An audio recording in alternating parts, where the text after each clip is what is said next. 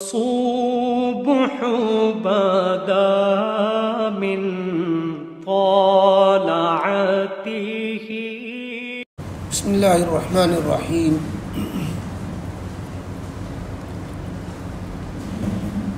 چوتھے پارے میں 5واں رکوع سورہ آل عمران کا 14واں رکوع چل رہا ہے. آیت نمبر 138 تک آیات گزری ہیں. آیت نمبر 138 کے بعد ہے وَلَا تَهِنُوا وَلَا تَحْزَنُوا وَأَنْتُمُ الْأَعْلَوْنَ إِن كُنتُم مُؤْمِنِينَ.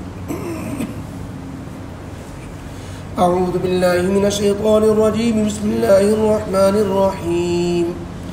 وَلَا تَهِنُوا وَلَا تَحْزَنُوا وَأَنْتُمُ الْأَعْلَوْنَ إِن كُنتُم مُؤْمِنِينَ. إِن يَمْسَسْكُمْ قَرْحٌ فَقَدْ مَسَّ الْقَوْمَ قَرْحٌ مِثْلُهُ وَتِلْكَ الْأَيَّامُ نُدَاوِلُهَا بَيْنَ النَّاسِ وَلِيَعْلَمَ اللَّهُ الَّذِينَ آمَنُوا وَيَتَّخِذَ مِنكُمْ شُهَدَاءَ وَاللَّهُ لَا يُحِبُّ الظَّالِمِينَ وَلِيُمَحِّصَ اللَّهُ الَّذِينَ آمَنُوا وَيَمْحَقَ الْكَافِرِينَ. صدق اللہ العظیم. اوپر ایک رکوع پہلے سے غزوہ احد کا ذکر آیا تھا. اسی سلسلے میں یہ آیات نازل ہو رہی ہیں. احد کے قصے میں یہ بات آ چکی ہے کہ اللہ رب العزت نے اس جنگ کے اندر بھی اللہ نے اپنے پیغمبر نبی علیہ السلام کو اور صحابہ کو فتح عطا فرمائی. لیکن ایک اجتہادی خطا سے کہ نبی کریم علیہ السلام نے احد کے پیچھے والے حصے میں اس درے پر ٹیلے پر جہاں سے دشمنوں کے چڑھ آنے کا خطرہ تھا وہاں آپ نے 50 تیر انداز صحابہ کا ایک دستہ مقرر فرمایا. اس میں حضرت عبداللہ ابن جبیر کو امیر مقرر کیا اور کہا ہر حال میں تمہیں یہیں پر جمع رہنا ہے چاہے فتح ہو یا شکست. لیکن جب اللہ رب العزت نے فتح عطا فرما دی اور مال غنیمت مسلمانوں کو ہاتھ لگا, کتنے کافر مارے گئے اور کافر واپس ہونے لگ گئے, صحابہ کرام مال غنیمت جمع کرنے لگ گئے اور ایک جشن کا سما ہو گیا.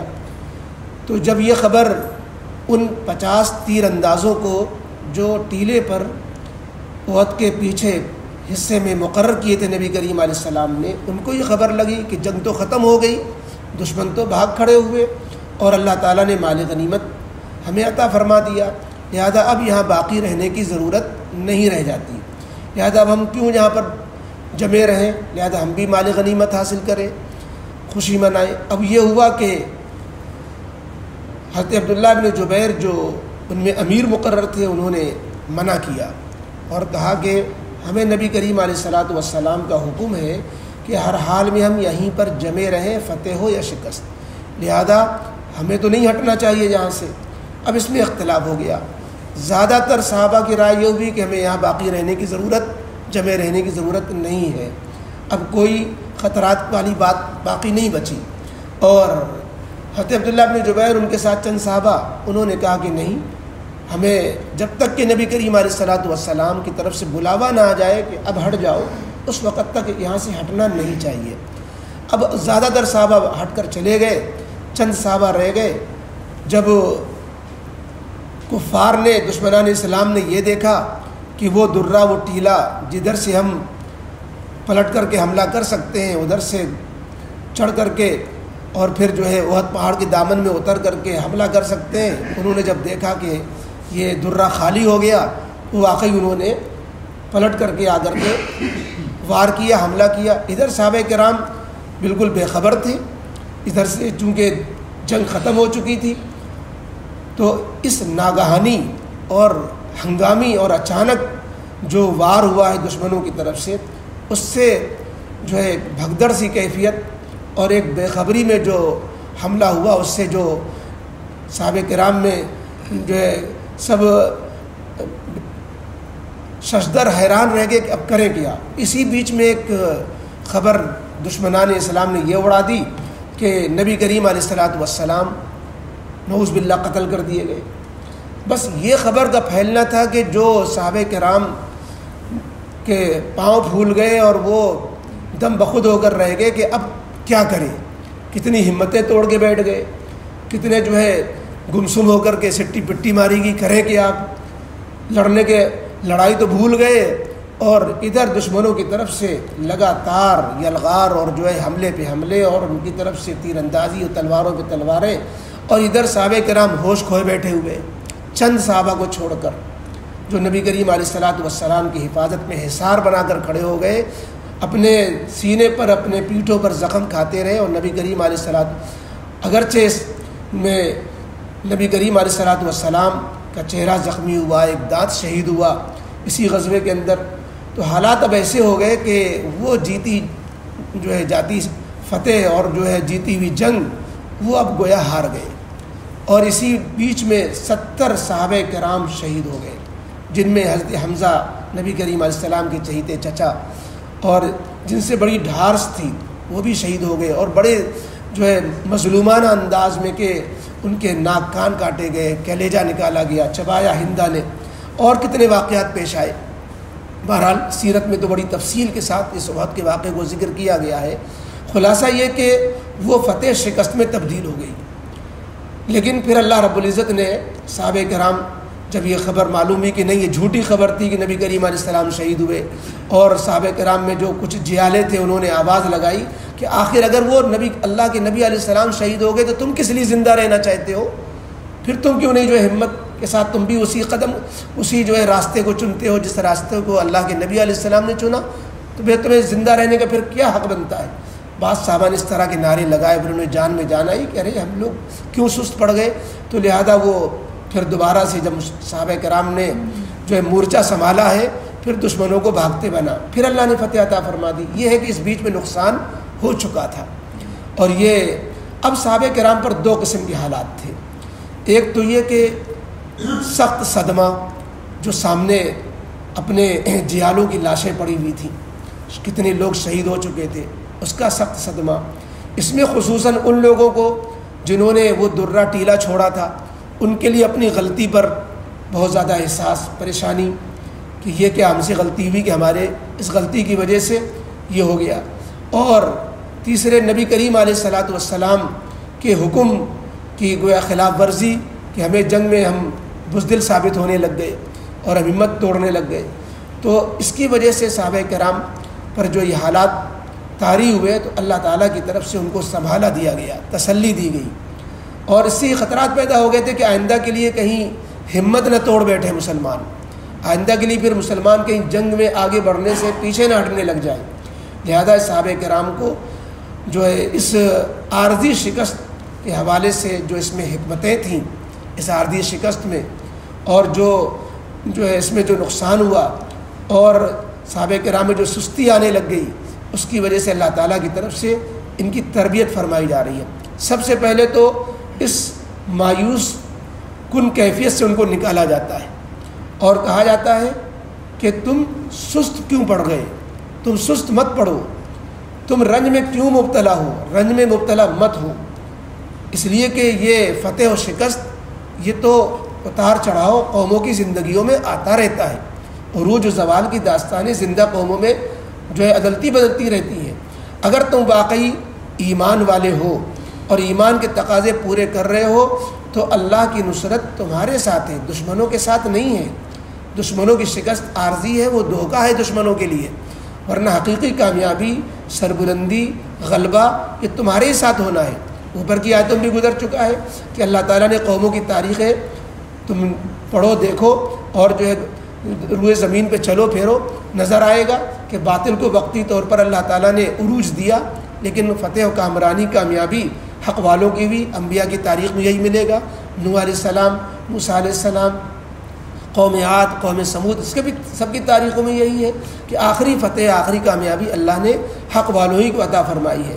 لہذا اللہ تعالیٰ کی طرف سے مسلمانوں کو پر کے لیے ان حالات میں یہ آیت نازل ہو رہی ہے کہ اے مسلمانوں سست مت پڑو, اے مسلمانوں رنج میں پھنسے مت رہو, رنج میں ڈوبے مت رہو, تم ہی سربلند رہنے والے ہو, غلبہ تمہارا ہی جو ہے, کامیابی تمہاری قدم چومنے والی ہے. ہاں جو اصل کلید ہے, جو کامیابی کی اصل کنجی ہے وہ تمہارے ہاتھ سے نہ جانے پائے, وہ ہے ایمان.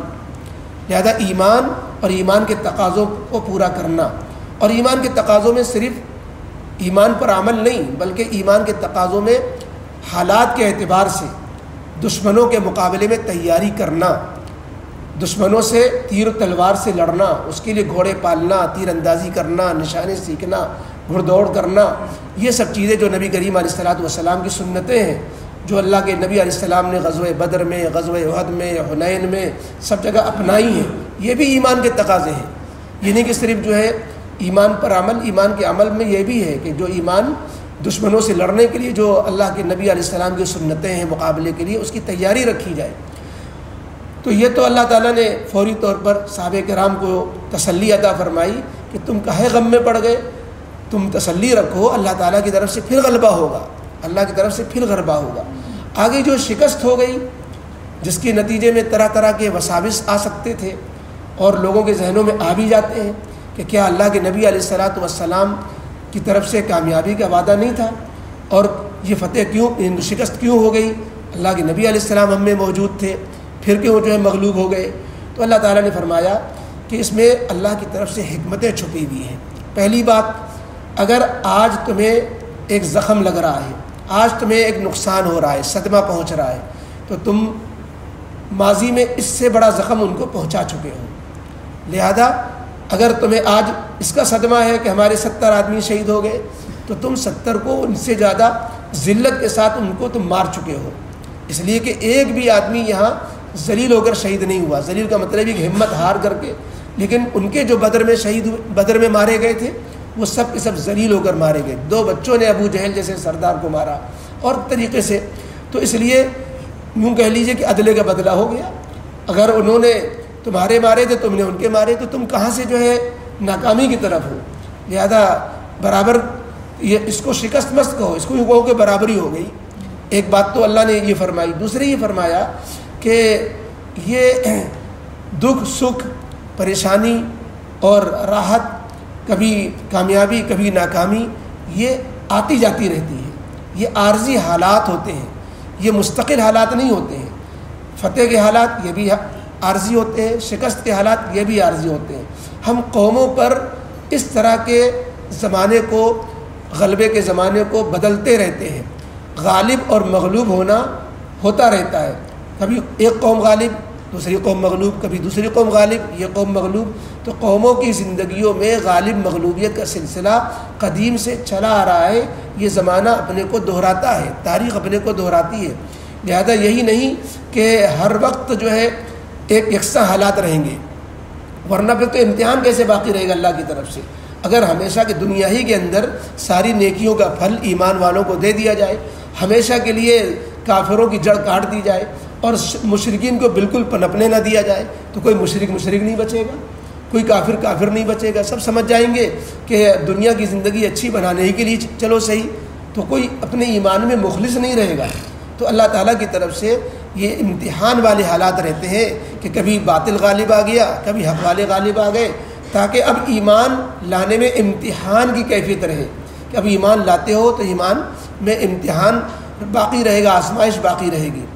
تیسری حکمت اللہ تعالیٰ نے یہ بتائی کہ مومنوں میں کچھ منافق بھی شامل تھے، لہذا ایمان والوں کی اور منافقین کی چھٹنی ہو جائے تاکہ ایمان والے نکھر کر کے سامنے آ جائیں۔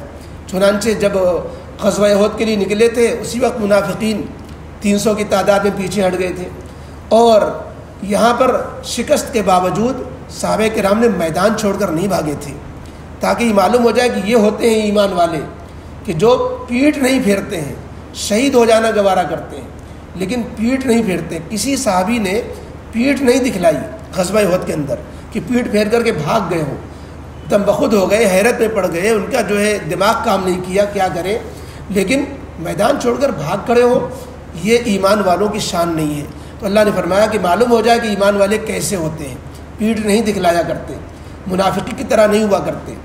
اور چوتھی حکمت، اللہ رب العزت کی طرف سے یہی مقدر تھا کہ کچھ لوگ شہادت کی سعادت سے سرفراز ہوں اور شہیدوں کا مقام انہیں حاصل ہو، تاکہ لوگ جانیں کہ اللہ کی یہاں شہادت کتنی بڑی عظمت و فضیلت کی چیز ہے۔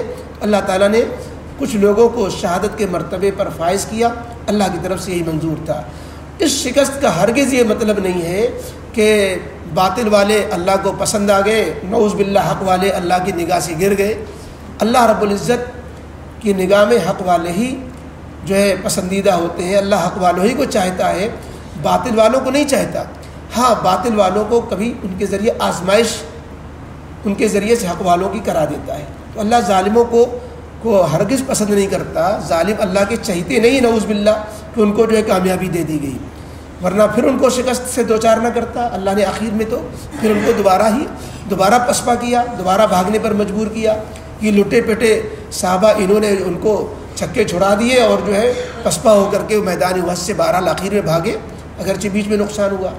آگے اللہ تعالیٰ نے فرمایا کہ اس میں ایک حکمت یہ بھی تھی کہ ایمان والوں کے اخلاق اور اخلاص اور ان کے صبر کا امتحان ہو جائے، ان کا تصفیہ کر دیا جائے، ان کو جو نکھار دیا جائے، ایمان والے اور نکھر جائیں۔ اس لیے کہ جب حالات سے انسان دوچار ہوتا ہے، آزمائش کی بھٹی میں تپایا جاتا ہے، تو اس کے اخلاق بھی نکھرتے ہیں، اس کا اخلاص بھی نکھرتا ہے، اور اس کے اندر ہمت اور صبر کی حال سے جو ہے وہ صفات اس کے اندر جو ہے بیدار ہوتی ہیں۔ گویا تربیت کی جا رہی تھی تمہاری کہ اگر اس جیسے حالات مستقبل میں مسلمانوں پر آئیں یا کبھی مستقبل میں مسلمانوں کو شکست سے دوچار ہونا پڑے تو وہ ہمت نہ ہاریں۔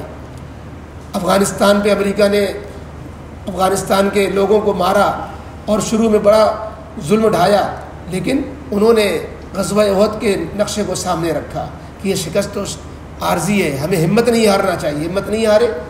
چند سالوں کے بعد اللہ تعالیٰ نے افغانستان کو دوبارہ کھڑا کر دیا۔ یہ اس زمانے کی تاریخ گویا مثال موجود ہے۔ تو اللہ تعالیٰ فرماتے ہیں تاکہ ایمان والوں کو اور اللہ کندن بنا دے، یہ اللہ تعالیٰ ان کے اخلاق و اعمال کا تصفیہ کرنا چاہ رہا تھا۔ اور آخری حکمت اللہ نے بتائی کہ وَيَمْحَقَ الْكَافِرِينَ، تاکہ کافروں کو مٹانے کا سامان کرے، کیونکہ جب کافروں کو تھوڑا حوصلہ مل گیا کہ اچھا ہم اس طریقے سے جو ہے ہم نے بدر کا بدلہ لے لیا یا ہم اس طریقے سے مسلمانوں سے جو ہے غلبہ پا سکتے ہیں، تو اب وہ ہمت ہاریں گے نہیں، پھر لڑنے آئیں گے۔ جب پھر لڑنے آئیں گے تو پھر اللہ تعالیٰ کی طرف سے ان کافروں کی جڑیں کاٹ دی جائیں گی، پھر مسلمانوں کو اللہ تعالیٰ جو فتح عطا فرمائیں گے تو ان کے کافر، ورنہ ہی کافر اگر اس بار بھی ہار جاتے تو پھر دوبارہ ہمت ہی نہ کرتے۔ اللہ تعالیٰ کی طرف سے ابھی جہاد کو آگے بڑھانا تھا، ابھی کافروں کی گردنیں اور جو ہے گردنیں ان کی کٹوانی تھی، اور کافروں کو اس لیے درمیان میں حوصلہ دے دیا تاکہ کافر پھر حق والوں کے مقابلے میں آئیں۔ یا یہ مقصد ہے کہ کافروں کو اللہ اس لیے مٹانا چاہتا ہے تاکہ کافروں کا جو جرم ہے اور آگے بڑھ جائے، تاکہ مسلمانوں کے ان کے ہاتھ مسلمانوں کے خون سے رنگین ہو، تاکہ اللہ کے قہر کا اور اللہ کے عذاب کا غضب کا یہ شکار ہو اور پھر اللہ تعالیٰ ان کو مٹائے۔ کیونکہ جب ظلم حد سے بڑھتا ہے اور جب جو ہے کافروں کی حرکتیں جب بڑھ جاتی ہیں تو پھر اللہ تعالیٰ کی طرف سے جو ہے خاص مدد اہل حق کے ساتھ آتی ہے۔ تو یہاں پر اللہ تعالیٰ نے ان زخم خوردہ اور مسلمان جو زخم خوردہ تھے اور حالات کا شکار اور شکست سے دوچار ہو چکے تھے، عارضی بیچ میں شکست ہو گئی تھی، ان کی تسلی کے لیے اور غلبے کے وعدے کے لیے اور آئندہ کے لیے ہمت جٹانے کے لیے اور اس میں جو حکمتیں چھپی تھیں ان کو جو اللہ تعالیٰ نے ذکر فرمایا ہے تاکہ مسلمان، اور یہ آیتیں ہمیشہ کے لیے قیامت تک کے لیے ہیں۔ مسلمان کا یہ شیوا نہیں کہ کسی بھی بڑے سے بڑے حالات پیش آ جانے پر مایوسی کا شکار ہو جائے۔ ان آیتوں نے بتایا کہ مایوسی کا شکار ہو جانا یہ مسلمان کا شیوا ہے ہی نہیں، اور مسلمانوں کو بتایا کہ کامیابی ان کی ظاہری اسباب پر صرف منحصر نہیں ہے، جب تک کہ ایمان کے دامن سے جڑیں گے نہیں، اللہ کی نافرمانی سے اپنے کو بچائیں گے نہیں، تو ایمان و تقویٰ یہ کامیابی کی کلید ہے۔ لہذا ایمان و تقویٰ اپنانا ہوگا، اور پھر اللہ کے بھروسے جو ظاہری تدبیر ہو سکتی ہے ان کو اختیار کرتے ہوئے جو ہے ہمت سے کام جب لیں گے تو یقیناً پھر اللہ تعالیٰ کی مدد اب بھی آ سکتی ہے۔ یہ آیتیں نعوذ باللہ منسوخ نہیں ہو گئی ہیں، مٹ نہیں گئی ہیں، قیامت تک کے لیے یہ اعلان ہے۔ فرمایا ولا تہینوا ولا تحزنوا، اور صحابہ سے یہ خطاب ہے، اس وقت یہ آیتیں نازل ہو رہی غزوہ احد میں، اور تم سست مت پڑے رہو، ولا تحزنوا، اور غم میں مبتلا نہ رہو، وانتم الاعلون ان کنتم مؤمنین، اگر واقعی تم ایمان کے تقاضے پر چلتے رہے تو تم ہی سربلند رہو گے.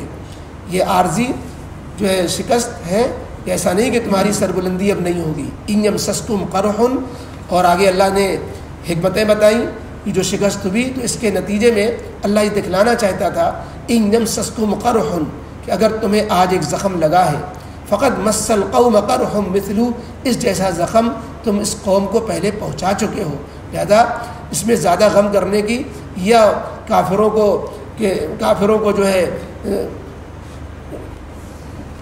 خوشی منانے کا موقع نہیں ہے، کیونکہ انہوں نے کچھ بھی کامیابی حاصل نہیں کی. اتنی کامیابی اس سے پہلے تو مسلمان حاصل کر چکے ہیں، لہذا کافروں کے خوش ہونے کا یا مسلمانوں کے مایوس ہونے کا موقع نہیں ہے. وَتِلْكَ الْأَيَّامُ نُدَاوِلُهَا بَيْنَ النَّاسِ، اور یہ دن کہ آج یہ غالب اور وہ مغلوب، اور کل وہ جو ہے غالب یہ مغلوب، تو یہ غلبے اور مغلوب ہونے والے دن نُدَاوِلُهَا بَيْنَ النَّاسِ، ہم لوگوں کے درمیان اس کو باری باری بدلتے رہتے ہیں، اس میں اتار چڑھاؤ ہوتا رہتا ہے. ایک ہی قوم ہمیشہ کے لیے قیامت تک کے لیے غالب کر کے دنیا میں رکھی جائے، یہ اللہ کا معمول اور اللہ کی عادت نہیں ہے. وَلِيَعْلَمَ اللَّهُ الَّذِينَ آمَنُوا، اور یہ بھی حکمت تھی کہ اللہ تعالیٰ ایمان والوں کو جان لے. اللہ تو جانتے ہی ہے، یعنی اس طرح معلوم ہو جائے کہ لوگ جان جائیں کہ کون مومن ہے کون منافق ہے. منافقوں کا انداز معلوم ہو جائے اور ایمان والوں کا انداز پتہ چل جائے. وَيَتَّخِذَ مِنْكُمْ شُهَدَاءَ، اور یہ بھی اللہ کی حکمت تھی اس میں کہ تم میں سے کچھ لوگوں کو شہید اللہ بنا دے، شہید قرار دے. وَاللَّهُ لَا يُحِبُّ الظَّالِمِينَ، اور یہ تو سوچنا ہی نہیں کہ ظالموں کے ساتھ اللہ کی مدد ہے، اور اللہ ظالموں سے بالکل محبت نہیں کرتا. وَلِيُمَحِّصَ اللَّهُ الَّذِينَ آمَنُوا، اور اس شکست میں یہ بھی تھا کہ صبر اور مصیبت کے حالات میں اللہ ایمان والوں کو نکھار دے، اللہ تعالیٰ ایمان والوں کا تصفیہ کر دے اخلاق و اعمال کا. وَيَمْحَقَ الْكَافِرِينَ، اور مستقبل میں پھر اللہ کافروں کو مٹائے. الحمد للہ رب العالمین والصلاة والسلام علی رسول محمد وآلہ وصحبہ اجمعین. اللہم صلی علی محمد وعلی آل محمد کما صلیت علی ابراہیم وعلی آل ابراہیم انک حمید مجید. اللہم بارک علی محمد وعلی آل محمد کما بارکت علی ابراہیم وعلی آل ابراہیم انک حمید مجید. یا اللہ یا رحمان یا رحیم، ہم سب کے گناہوں کو معاف فرما. اے اللہ ہم سب کے اندر سے بزدلی، وہن، جبن اور اے اللہ مایوسی کی کیفیت کو ختم فرما. اے اللہ اس وقت اس ملک میں اے اللہ دشمنوں کا غلبہ ہے، اے اللہ مسلمان مغلوب ہیں. اے اللہ مختلف مقامات پر اے اللہ یہ مسلمانوں پر قہر اور جو ہے اللہ دشمنوں کی طرف سے برپا ہے، مسلمانوں کے گھر اجاڑے جا رہے ہیں. اے اللہ مسلمانوں پر مصیبتیں ٹوٹی ہوئی ہیں. اے اللہ ہم دینی زوال کا بھی شکار ہیں، دنیاوی زوال کا بھی شکار ہیں. اے اللہ مسلمانوں کے زوال کو ختم فرما، دینی اور دنیاوی زوال کو دور فرما، عروج و ترقی نصیب فرما. اے اللہ ہمیں اس وقت دین و شریعت کے اعتبار سے جو کرنا چاہیے اللہ اس کی توفیق نصیب فرما. اے اللہ ہم سب کی ایمان کی حفاظت فرما، اسلام کی حفاظت فرما، ہماری بہن بیٹیوں کی ایمان جان مال کی حفاظت فرما. اے اللہ رب العالمین اپنے فضل و کرم سے ہر قسم کے خیر سے مالا مال فرما، ہر قسم کے شرور فتنہ آفات و بلیات سے محفوظ فرما. دشمنوں کے غلبے سے اللہ حفاظت فرما، دشمنوں کے غلبوں کو ختم فرما، حق اور اہل حق کو سر بلند فرما، باطل اہل باطل کو سر نگوں فرما. اے اللہ اپنے فضل و کرم سے ہم میں سے جس کو جو بھی دنیا کے لین سے حاجتیں لاحق ہیں سب کی ضرورتوں کو غیب سے پوری فرما. اے اللہ جو بیمار ہیں انہیں شفا نصیب فرما. اے اللہ جو کسی بھی اعتبار سے تکلیفوں میں مبتلا ان کی تکلیفیں دور فرما، جو مالی پریشانیوں میں مبتلا ہیں اے اللہ ان کے لیے مالی پریشانیاں دور فرما. سب کو عزت اور وسعت والی روزی نصیب فرما. اپنے سوا کسی کا محتاج نہ بنا، دنیا بھی اچھی بنا آخرت بھی اچھی بنا، دونوں جہان کی بلائیاں نصیب فرما. ایمان پر خاتمہ نصیب فرما، اپنی رضا نصیب فرما، جنت کے فیصلے فرما، دوزخ سے امن نصیب فرما. ربنا تقبل منا انك انت السميع العليم وتب علينا انك انت التواب الرحيم. سبحان ربك رب العزة عما يصفون وسلام على المرسلين والحمد لله رب العالمين.